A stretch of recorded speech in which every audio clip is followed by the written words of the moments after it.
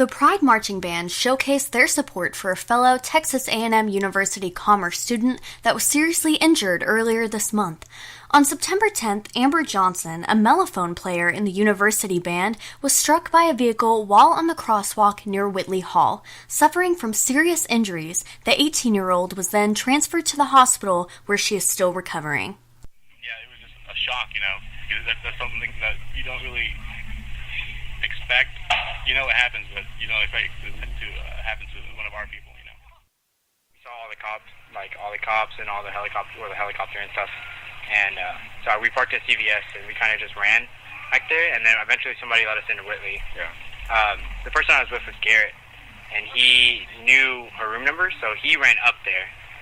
And then I ran to the back where there's a fire truck and ambulance and police cars everywhere and a helicopter. So I was like, the helicopter was going off, and I actually got to see her from far away, but not really up close. I ran up to the cop and was like, "Sir, may I ask who that is?" And then he didn't want to tell me at first, and then I asked, like, "Is it Amber?" And then as soon as I said Amber, he started walking towards me, and then he talked to me. I was with my friend Denver, and he was on Facebook, and he told me about it right before I head off to work. So it was really sad, because she's a really sweet person, and so we didn't expect for that to ever happen to her. I just kind of broke down and started crying. Before practice on Thursday, September 15th, the band honored Amber by standing in formation on the football field in the shape of a heart.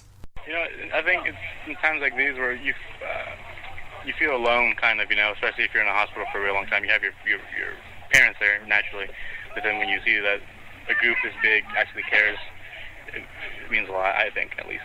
We're a family, so you always have to show that you love someone.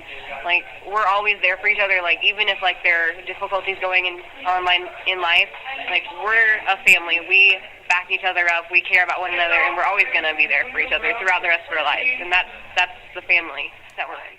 Members of the university band also sported yellow ribbons all day, a color which the band members felt represented Amber.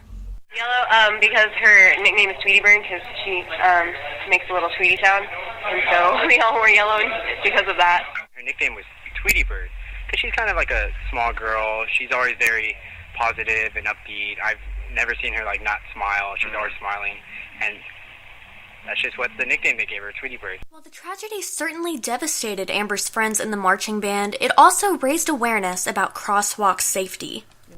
It obviously just reinforces the ideals that somebody should have taught you at a young age, that you need to be careful when you're trying to cross the road and not always assume that cars are going to see you and stop for you.